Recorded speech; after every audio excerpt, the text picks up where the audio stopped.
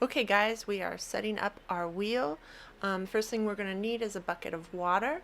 Then we are going to need 2 sponges, either synthetic or natural. I kind of like to have both. If you just have one, that's fine. Wooden ribs, I also like to have 2 on hand, a sharp one and one with rounded edges. Then I also like to have my wooden knife, has that nice sharp point there. And my needle tool. Be careful to not stab yourself with that. And then finally, our wire cutter so we can cut the clay. I will be using B-Mix with sand. It is a cone 10 clay. And this has already been de-aired.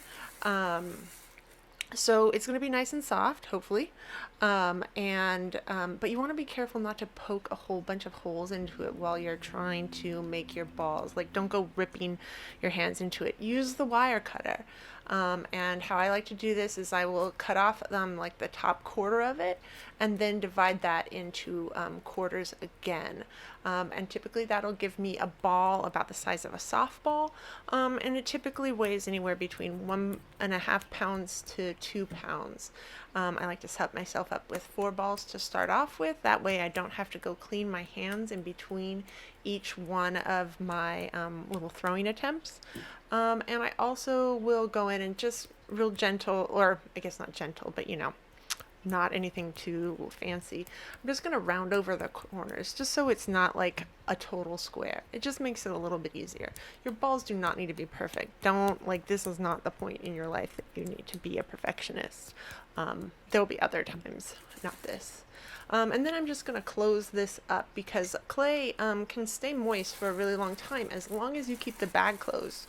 You leave that bag open while you're throwing and that top of that clay can definitely dry out, especially if it's a hot day.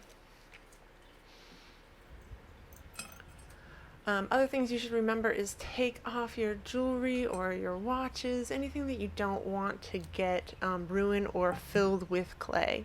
It's not fun to try to clean your jewelry after this stuff.